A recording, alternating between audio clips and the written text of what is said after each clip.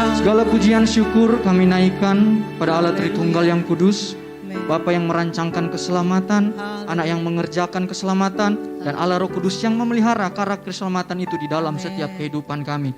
Bahkan kami bersyukur kalau kesempatan pada pagi hari ini kami umat-umat-Mu boleh lagi menikmati hadirat-Mu di dalam setiap kehidupan kami. Sungguh kami mau katakan itu yang kami perlu Tuhan.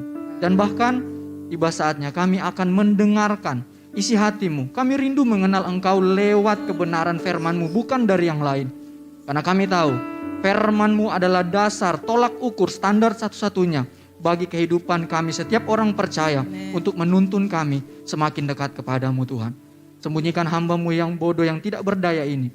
Biarlah pada kesempatan hari ini nama-Mu saja yang dipuji, dipermuliakan. Dan Allah Roh Kudus bekerja sebebas-bebasnya di dalam ruangan ini, bahkan di dalam setiap pribadi lepas pribadi yang sudah datang pada pagi hari ini. Sehingga ketika firman Tuhan disampaikan, membentuk kehidupan kami hari demi hari. Kami hidup menjadi serupa dengan Engkau Kristus. Kami siap untuk mendengarkan, menerima kebenaran firman-Mu. Hanya di dalam berkat nama Tuhan Yesus Kristus, Engkau Allah dan Juru Selamat satu-satunya dalam kehidupan kami. Kami berdoa dan mengucap syukur. Amin. Puji Tuhan, silakan duduk Bapak Ibu Saudara. Shalom. Shalom. Saya percaya pagi hari ini kalau kita boleh ada, kita boleh berkumpul, memuji, membesarkan nama Tuhan, bahkan kita menikmati hadirat Tuhan, itu semua adalah berkat terbesar yang Tuhan berikan di dalam kehidupan kita. Amin. Puji Tuhan, bersyukur kepada Tuhan kita Yesus Kristus. Dialah Allah sejati, manusia sejati.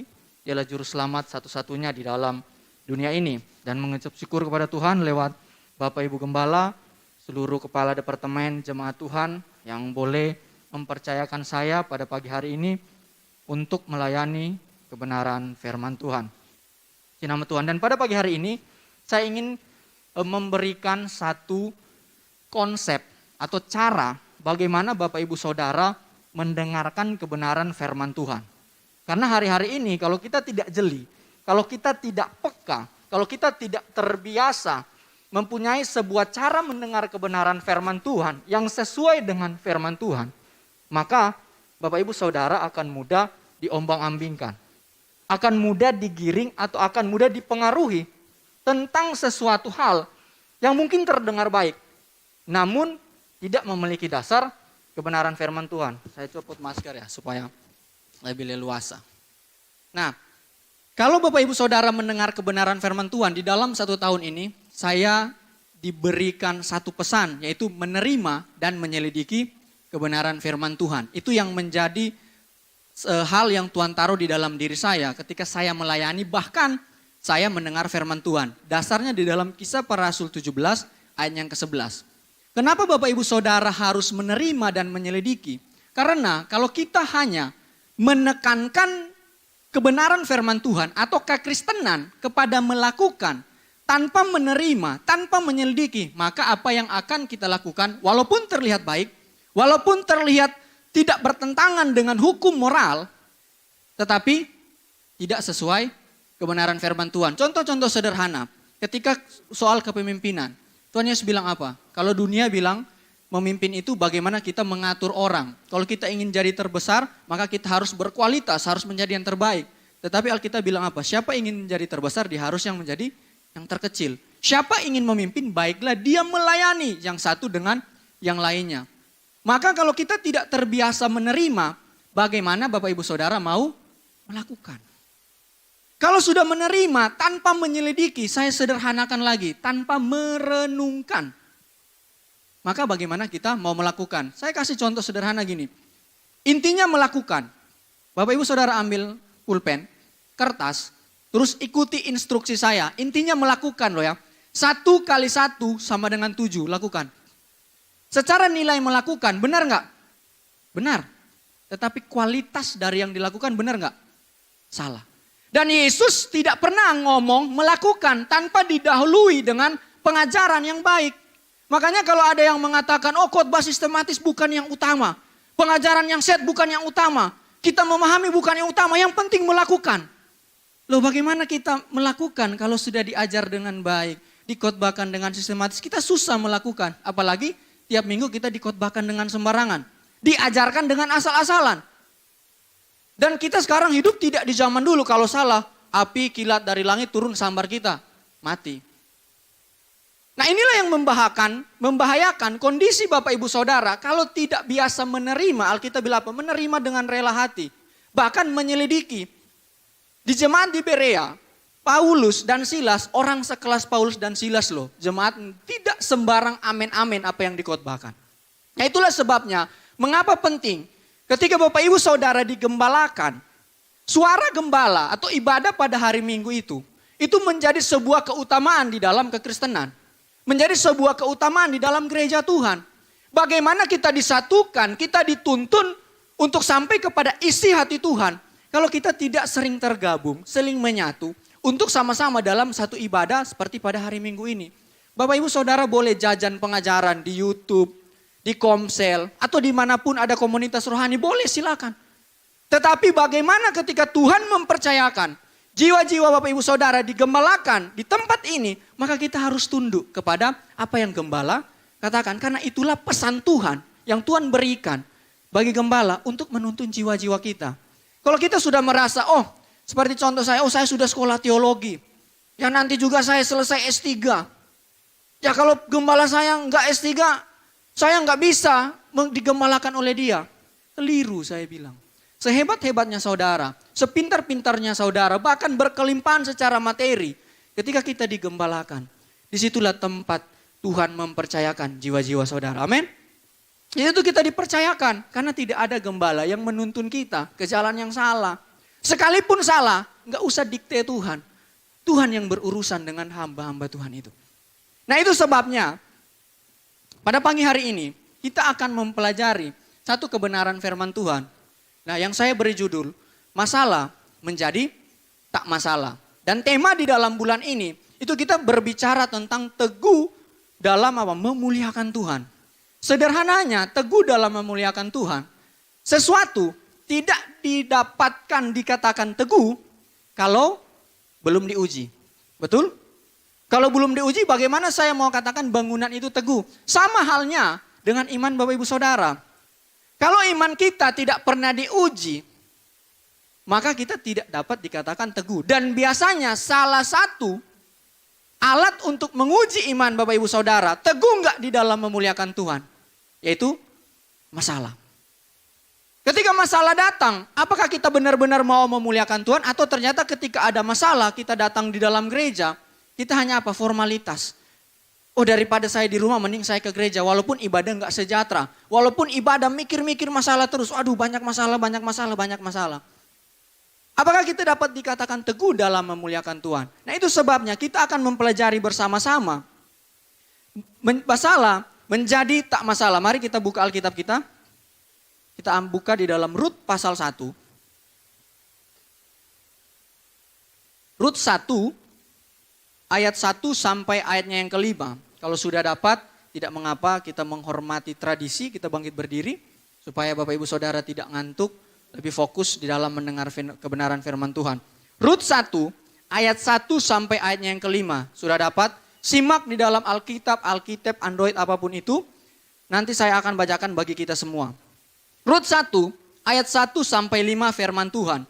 Pada zaman para hakim memerintah, ada kelaparan di tanah Israel.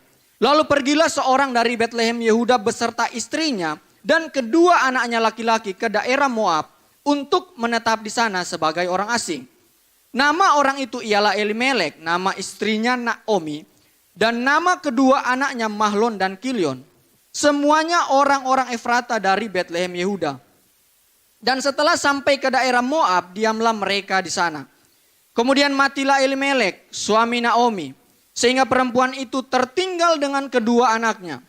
Keduanya mengambil perempuan Moab. Yang pertama bernama Orpa, yang kedua bernama Rut. Dan mereka diam di situ kira-kira 10 tahun lamanya. Lalu matilah juga keduanya, yakni Mahlon dan Kilion, sehingga perempuan itu kehilangan kedua anaknya dan suaminya. Nah kalau kita melihat di dalam peristiwa Rut pasal 1 ini, silakan duduk Bapak Ibu Saudara.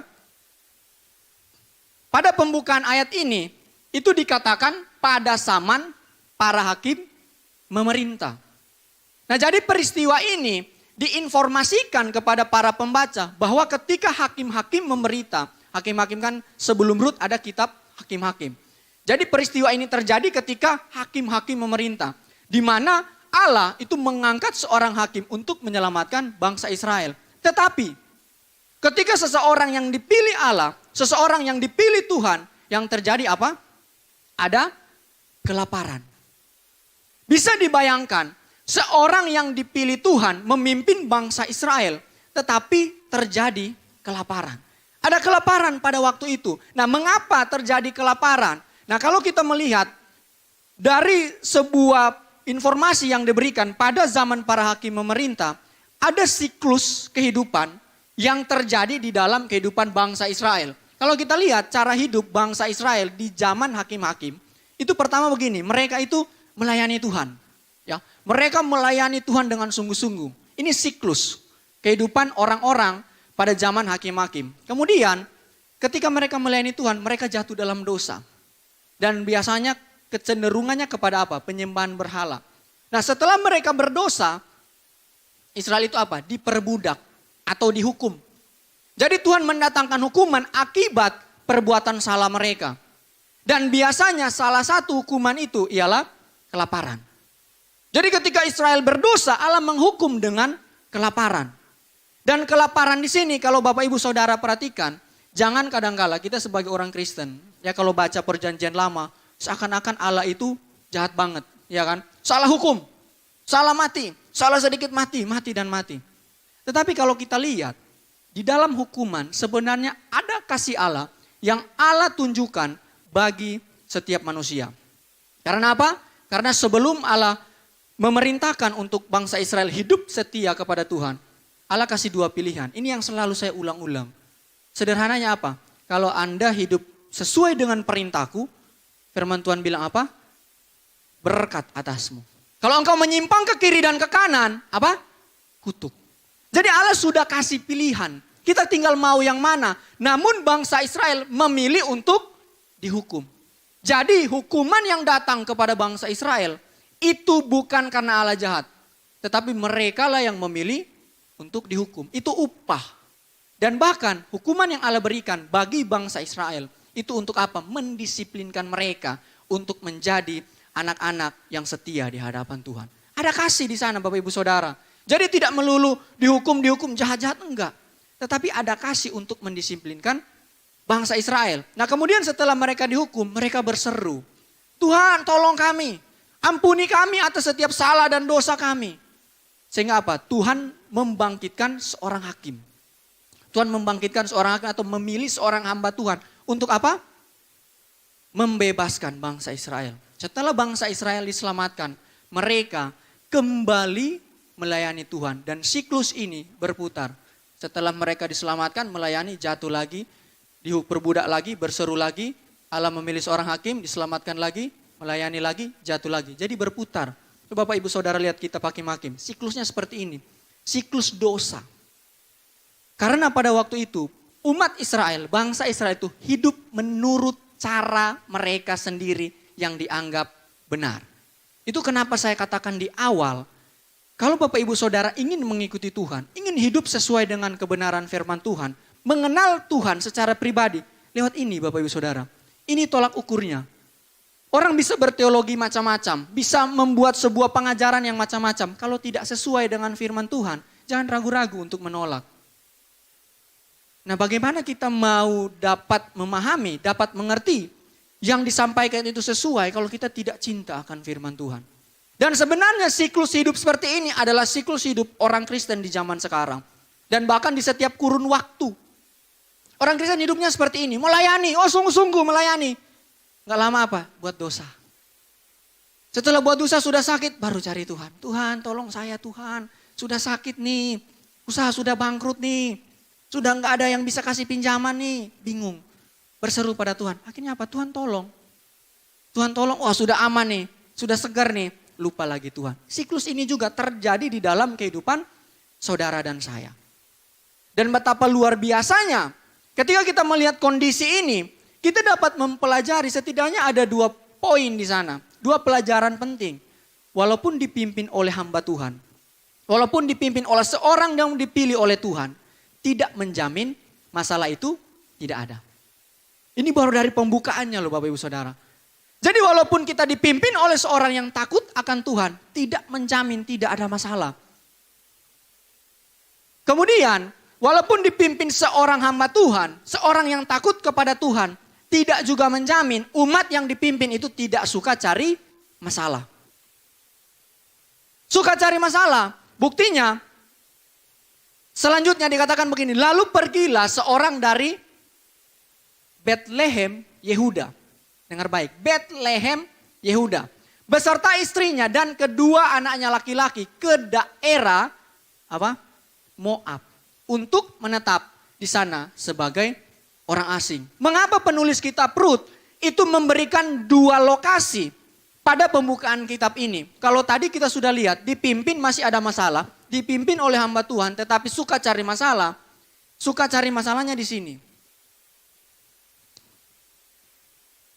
Dikatakan Bethlehem Yehuda. Bethlehem itu artinya apa? Rumah roti. Tetapi ironisnya, di tempat yang disebut rumah roti, tetapi ada terjadi kelaparan. Ini kondisi yang sangat mengerikan Bapak Ibu Saudara. Jangan kita menyebut diri kita orang Kristen. Oh, tiap minggu ibadah semangat melayani. Bahkan tidak jarang suka berkorban. Apa yang tidak dikasih untuk gereja. Tetapi ada terjadi kelaparan di dalam diri kita. Kita cuma tampilan saja di gereja ses, brur. Ya puji Tuhan ya brur, semangat ya melayani. Tapi di belakang, tahu nggak itu ses tadi? Tahu nggak itu? Suka apa? Ngomongin orang. Suka list dosanya orang. Jadi merasa paling benar. Ada kelaparan terjadi di sana. Dan sudah terjadi kelaparan, kondisi yang mengerikan. Mereka cari solusinya kemana? Ke Moab. Kalau Bapak Ibu Saudara yang pernah ke Timur Tengah, saya belum pernah ke sana. Moab itu di daerah Yordania. Ya, ada situs berharga di sana, itu Petra. Dan di sana itu tidak ada apa-apa Bapak Ibu Saudara. Kering korontang. Tidak ada sesuatu yang dapat diharapkan di Moab. Tetapi coba lihat. Umat kepunyaan Allah itu mencari pertolongan, mencari solusi. Di mana? Di Moab. Gila enggak ini? Mereka cari solusi di Moab. Dan bahkan pada zaman itu, pada waktu hakim-hakim, Moab ini musuh bebuyutannya bangsa Israel. Musuh bebuyutan. Bahkan kitab hakim-hakim mencatat 18 tahun kira-kira, Moab itu menjajah Israel. Dan Israel sangat menderita karena itu. Tetapi orang Israel itu mencari suaka, mencari solusi, mencari pertolongan di Moab. Nah, jangan sampai terjadi di dalam kehidupan kita. Ketika kita menghadapi masalah, kita cari solusi sesuatu di luar Tuhan.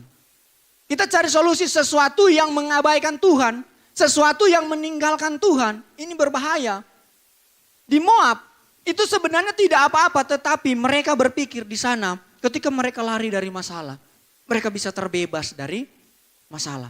Itu yang ada di pikiran mereka pada waktu itu. Bahkan dikatakan untuk menetap di sana sebagai orang asing. Kalau istilah sekarang, kata yang dipakai dalam bahasa aslinya itu mereka kayak mau pindah warga negara. Tinggal, jadi habitat Moab itu. Bayangkan Bapak Ibu Saudara. Sampai segitunya mereka mau lari dari persoalan. Padahal kalau melihat background, melihat kondisi Israel dan Moab. Bangsa Israel seharusnya punya prinsip seperti ini. Lebih baik mati kelaparan dalam kehendak Tuhan daripada makan roti musuh. Harusnya prinsip mereka seperti itu. Karena gengsi besar, ingatkah kita dengan Yunus? Kenapa Yunus gak mau ke Nineve? Ada yang tahu? Kenapa Yunus gak mau di Nineve? Karena Nineve musuh bebuyutan Israel pada waktu itu. Dia gak mau. Tetapi kondisi yang berbeda yang terjadi pada keluarga ini. Mereka mencari pertolongan di Moab. Nah itu sebabnya ada satu perkataan ya yang menarik dari seorang bapak gereja bernama Aurelius Agustinus di abad keempat. Dia mengatakan begini, dimanapun sukacita itu lebih besar apabila didahului oleh kesusahan yang lebih besar. Ini prinsip yang ditanamkan oleh orang-orang Kristen, oleh umat Tuhan, orang percaya pada waktu gereja itu baru muncul. Mereka bilang sesuatu sukacita yang lebih besar itu didahului oleh kesusahan yang lebih besar. Dan memang kenyataannya begitu. Nah jadi jangan berharap, jangan berpikir ketika saya ikut Tuhan, pasti semuanya akan welcome dengan kita. Akan ayo brur, ayo sini, ayo bergabung dengan kita. Oh sudah kami tidak ingat dosamu, kami tidak masalah dengan keadaanmu. Jangan berpikir seperti itu. Bahkan ketika saudara percaya kepada Yesus, saudara ikut Tuhan, yang dahulunya orang membenci saudara, bahkan bisa lebih membenci saudara. Kenapa? Karena pada dasarnya manusia itu tidak bisa lihat orang itu sukses. Orang lain itu berhasil. Kayak rasa gelisah, kenapa bukan saya? Apalagi berkecimpung di dalam satu bisa dibilang bisnis atau profesi yang sama. Biasanya begitu. Wah kenapa kok dia yang berhasil ya? Kok dia yang dapat tender ini ya? Kok saya bangun bisnis yang sama, kok dia yang maju ya? Saya begini ya. Kok kerja di satu perusahaan yang sama, saya sungguh-sungguh bahkan lebih pintar dari dia. Kok dia yang diangkat ya, dipercayakan banyak hal. Nah kita seperti ini sebenarnya. Jadi jangan berpikir ketika jadi percaya kepada Tuhan, maka orang itu akan senang dengan kita. Ayo sama-sama dengan kita, beribadah. Ayo bro, kalau ada susah kasih tahu saja. Ayo kalau ada apa yang perlu kasih tahu saja. Jangan berpikir seperti itu. Karena firman Tuhan mencatat, Paulus ketika dia sungguh-sungguh melayani Tuhan. Ketika Paulus belum jadi murid Kristus, Paulus punya apa? Fasilitas. Punya kuasa, punya koneksi. Semua yang baik itu dimiliki Paulus waktu itu. Tetapi ketika Paulus ikut Yesus, apa yang terjadi? Dia dibenci. Dia dihina. Bahkan ada ketelanjangan. Dia pakaian saja susah untuk dia dapat. Ada kelaparan. Dan bahkan ada kesakitan. Jadi kalau Bapak Ibu Saudara ikut Yesus, hidupnya anteng-anteng aja, lurus kayak jalan tol. Ada yang salah dengan iman saudara. Ada yang salah dengan pelayanan saudara. Ada yang salah dengan kesungguhan saudara di dalam mengikuti Tuhan. Kalau hidupnya lurus, wah tidak ada masalah. Oh puji Tuhan brur, senang brur. Wah diberkati luar biasa. Ada yang salah. Nah maka daripada itu, yang membedakan orang yang memiliki Yesus dan tidak memiliki Yesus ketika masalah itu datang di dalam hidupnya. Ini yang menarik. Ini yang membedakan. Kalau Bapak Ibu Saudara punya Yesus di dalam hidupnya, orang Kristen tidak menjamin dia punya Yesus. Tapi kalau orang yang punya Yesus sudah pasti orang Kristen. Ya, ini jangan dibolak-balik. Orang Kristen belum tentu itu punya Yesus. Tetapi orang yang punya Yesus pasti Kristen. Nah jadi yang membedakan di sini, kalau Bapak Ibu punya Yesus, ketika istri atau suami Bapak Ibu Saudara berkelahi di rumah. Kemudian cekcok. Wah kamu pikir kalau kamu tidak nikah dengan saya, kamu bisa seberhasil ini? Kalau begitu kita cerai. Mungkin istri atau suami yang ngomong kayak gini. Kalau Bapak Ibu Saudara tidak punya Yesus, dosanya langsung diiakan. Oh kamu pikir kalau kamu tidak dengan saya masih banyak yang nunggu saya. Mantan-mantan saya masih ngechat saya. Nah, itu orang kalau tidak punya Yesus. Dosa langsung diiakan. Karena senang. Ya. Karena dosa itu menarik kalau kita belum bertobat. Kita belum hidup sesuai dengan firman Tuhan. Belum lahir baru. Langsung diiakan, dibenarkan. Tetapi kalau kita ada Yesus di dalam kehidupan kita. Masalah menjadi tak masalah. Nah itu sebabnya kita akan pelajari bersama-sama pada pagi hari ini. Bagaimana supaya masalah itu menjadi tak masalah. Kalau Bapak Ibu Saudara punya Yesus dalam diri Bapak Ibu Saudara, masalah itu menjadi tak masalah. Nah nanti ibadah kedua saya akan bahas tentang Yesuslah jawaban setiap masalah. Nah jadi ini beda dengan ibadah kedua. Jadi bagaimana supaya masalah menjadi tak masalah? Poin yang pertama, kita hanya 2 poin. Tahu Tuhan. Ayat yang kedua dikatakan begini, perhatikan yang saya kasih warna. Nama orang itu ialah Elimelek. Nama istrinya Naomi. Dan nama kedua anaknya Mahlon dan Kilion. Semuanya orang Efrata dari Betlehem Yehuda. Dan setelah sampai ke daerah Moab, diamlah mereka di sana. Dikatakan lagi ayat 2, diamlah mereka di sana. Nah kenapa di ayat 2, penulis kitab Rut itu menunjukkan nama. Nama si ini, nama si ini. Kenapa tidak tulis saja keluarga ini pindah kemudian menetap di sana. Atau sebut saja salah satu. Harus disebutkan semua. Ingat enggak? Nama itu dalam pemikiran orang Yahudi itu penting Bapak Ibu Saudara. Orang Yahudi itu tidak sembarang memberi nama. Kenapa? Nama itu menunjukkan eksistensi. menunjukkan siapa yang menyandang nama itu. Tidak hanya kasih nama fungsinya apa? Memanggil. Oh Rian. Enggak hanya arti seperti itu. Menunjukkan siapa yang dipanggil. Ingat enggak kita dengan Yabes? Betul? Yabes artinya apa? Kesakitan. Kenapa mamanya kasih nama itu? Karena proses Yabes dilahirkan. Dan di sini dikatakan apa? Elimelek. Ini menarik, Elimelek itu ditaruh di depan. Penulis kitab Rut atau seluruh penulis perjanjian lama, orang Yahudi, sesuatu yang ditempatkan di depan itu penting. Contoh Kejadian 1 ayat 1. Beresit bara Elohim. Pada mulanya. Kenapa ditulis pada mulanya? Bukan menciptakan Allah pada mulanya. Tidak dibolak-balik. Karena penekanan waktu. Nah di sini Elimelek ditekankan. Jadi tadi ada persoalan. Kemudian ayat kedua masuk kepada satu setting. Dikasih tahu tokoh-tokoh yang terlibat dalam peristiwa itu. Siapa? Elimelek. Elimelek artinya apa? Allah adalah rajaku. Atau Allah lah rajanya. Itu arti Elimelek. Secara nama menunjukkan bahwa keluarga ini orang yang tahu Tuhan. Tetapi secara perilaku, secara perbuatan, mereka orang yang tidak tahu Tuhan. Bahkan orang yang lupa Tuhan. Bayangkan Allah adalah rajanya Elimelek, tetapi ketika dia ada persoalan, kehidupannya menunjukkan bahwa Allah itu bukan rajanya Elimelek. Dari namanya itu sudah menunjukkan mereka ini orang tahu Tuhan, tetapi sikapnya menunjukkan orang yang tidak tahu Tuhan. Bahkan ada satu buku yang saya baca, itu judulnya Ateis Praktis. Dan dikatakan yang disurvei di luar negeri, hampir sebagian besar, orang di luar sana, bukan di Indonesia, saya nggak tahu di Indonesia.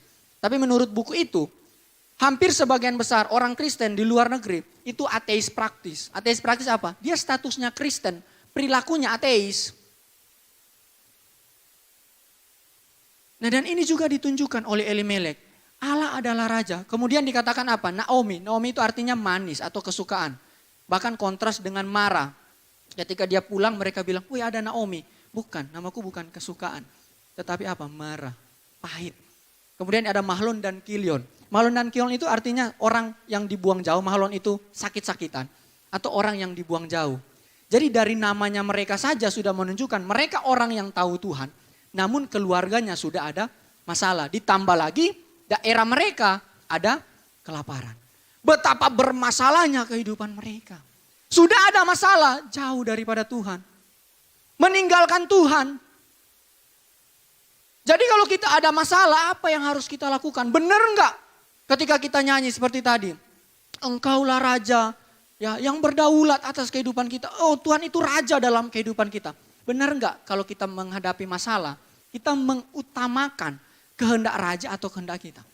Lalu kita mengutamakan kehendak raja atau kehendak kita. Oh kalau kamu menyakiti saya nanti kamu ya, saya balas lebih jahat kamu ya. Belum tahu kamu siapa saya. Nah biasa begitu. Mana kehendak rajanya? Ketika ada orang bikin sakit hati, oh saya balas 20 kali lipat. Oh kamu bikin rugi saya ya. Kamu mempersulit saya, nanti kamu ada tanggal mainnya. Nah ini orang-orang Kristen. Benar enggak kita menunjukkan Tuhan itu raja dalam kehidupan kita? Dan ketika Bapak Ibu Saudara tidak tahu Tuhan dalam kehidupan Bapak Ibu Saudara, masalah itu menjadi bermasalah. Kita lihat selanjutnya, ayat yang ketiga. Dikatakan apa? Kemudian matilah Elimelek. Mati Bapak Ibu Saudara. Orang yang tidak tahu Tuhan, masalahnya itu makin bermasalah. Masalahnya bertambah menjadi masalah. Dikatakan kemudian matilah Elimelek. Awalnya dia hanya berpikir menyelesaikan solusi kelaparan. Tetapi yang terjadi apa? Malah mati. Makin bermasalahlah masalahnya Elimelek. Dan ketika dikatakan Elimelek mati, ini bukan hanya Elimelek secara pribadi itu hilang dari keluarga mereka. Tetapi ada satu pesan yang Tuhan mau berikan. Allah yang adalah raja dalam keluarga Naomi itu sudah benar-benar tidak ada lagi. Hilang benar. Bukan hanya secara nama saja tetapi benar-benar itu sudah tidak ada. Karena Elimelek tulang punggung keluarga. Dialah kepala keluarga. Sehingga dengan kematian Elimelek lengkap sudah bahwa benar keluarga ini Allah itu bukan rajanya dalam keluarga mereka. Dikatakan apa? Matilah Elimelek. Ketika kita tidak tahu Tuhan, lihat masalah itu menjadi bermasalah. Tetapi ketika Bapak Ibu Saudara tahu Tuhan dalam hidupmu, masalah itu boleh datang silih berganti. Makanya saya bilang, selagi nafas masih ada di dalam diri kita, selama kita masih hidup, masalah itu akan datang silih berganti. Betul? Selagi masih hidup, masalah akan datang. Dulu masih katakanlah ekonomi rendah, mulai menengah. Itu masalah ketika kita kekurangan secara materi. Masalah, mau makan susah. Mau biayain anak sekolah susah. Mau keperluan ini dan itu susah, betul? Susah, masalah. Tetapi ketika jadi kaya, masalah juga. Mulai susah ke gereja. Si bapak mulai lirik yang lebih muda. Si ibu mulai lebih sibuk cari baju, cari barang-barang yang mewah. Sehingga kadang di gereja mau nangis takut, make upnya luntur. Maskara 15 jutanya jatuh. Takut, bermasalah. Jadi masalah itu akan datang, makanya kita tidak usah cari masalah. Siap atau tidak, suka atau tidak, masalah itu pasti datang. Dan orang yang tahu Tuhan, Alkitab mencatat, itu seperti Sadrak, Mesak, dan Abednego. Ketika masalah datang, dan masalahnya bukan main-main Bapak Ibu Saudara. Bukan hanya ditipu, bukan hanya disakiti, bukan hanya difitnah, dihina dan sebagainya. Tetapi masalah mereka, kehidupan jiwa mereka terancam. Terancam. Ketika mereka berhadapi dengan kematian, apa yang mereka katakan? Sekalipun Allah yang kami sembah tidak sanggup menolong kami. Tetapi ya Tuhanku Raja, kami tidak akan sujud menyembah ke patung itu. Ini orang yang tahu Tuhan. Sehingga hasil akhirnya apa? Masalah yang Sadrak, Mesak, Abednego hadapi menjadi tak masalah. Itu poin yang pertama. Poin yang kedua, bagaimana supaya masalah menjadi tak masalah? Yang kedua, tahu diri. Kalau yang pertama tahu Tuhan, yang kedua tahu diri. Bapak Ibu Saudara nggak usah tertuduh, ya nggak usah gelisah. Ya. Wah, tahu diri, apa nih tahu diri? Saya tanya dulu begini, tahu nggak dosa pertama yang dilakukan? Ada yang tahu? Nah, saya lebih permudah. Iblis lakukan dosa apa? Ada yang bisa bantu jawab? Kira-kira yang iblis lakukan apa? Dosa pertama, Pak. Sombong ya, di sini tadi ada yang bilang. Ya. Kadang kan kita bilang apa? Sombong kan? Ketika dia mau jadi seperti Tuhan, Tuhan buang. Itu kan dosa pertama iblis kan? Yang dicatat dalam kitab Yesaya, gambaran Raja Babel. Orang sering bilang apa? Sombong. Salah saya bilang. Dosa yang pertama dilakukan iblis, ialah tidak tahu diri. Kenapa? Dia ciptaan mau jadi sama seperti pencipta. Tidak tahu diri si iblis. Dan bahkan sifat inilah yang disasar iblis ketika di Taman Eden. Tahu nggak yang disasar apa? Sifat tidak tahu dirinya Hawa. Dia bilang apa? Udah makan Hawa. Kalau kamu habis makan, kamu nggak mati. Kamu jadi apa? Seperti dengan Allah. Sifat tidak tahu diri. Jadi nggak usah kaget. Kita semua ini pada dasarnya tidak tahu diri. Kalau kita lebih sadar diri, kita lebih rendah hati, kita lebih tahu bahwa saya ini bukan siapa-siapa. Kalau saya boleh miliki apapun yang ada di dalam hidup saya hari ini, itu semua karena Tuhan. Itu karena apa? Tuhan baik dalam kehidupan Bapak Ibu Saudara. Bukan karena kehebatan kita. Nah, jadi sifat ini sudah melekat di dalam diri setiap manusia. Sifat bawaan. Bahkan manusia pertama yang diciptakan baik, itu sudah ada benih tidak tahu diri. Jadi iblis pergunakan itu. Jadi hati-hati Bapak Ibu Saudara. Karena ini bawaan setiap manusia. Kalau kita tidak waspada, kalau kita tidak siap siaga, hati-hati, maka kita mudah dijatuhkan oleh iblis atau si jahat dengan sifat ini. Nah, mari kita lihat. Ayat yang keempat dikatakan begini. Keduanya mengambil perempuan Moab. Yang pertama bernama Orpa, yang kedua bernama Rut. Dan mereka diam di situ kira-kira 10 tahun lamanya. Nah, di sini ada dua hal yang dilakukan. Mengapa saya katakan mereka ini tidak tahu diri? Karena dikatakan gini, mereka mengambil perempuan Moab. Kalau Bapak Ibu Saudara baca Ulangan pasal 7, orang Israel itu dilarang kawin campur.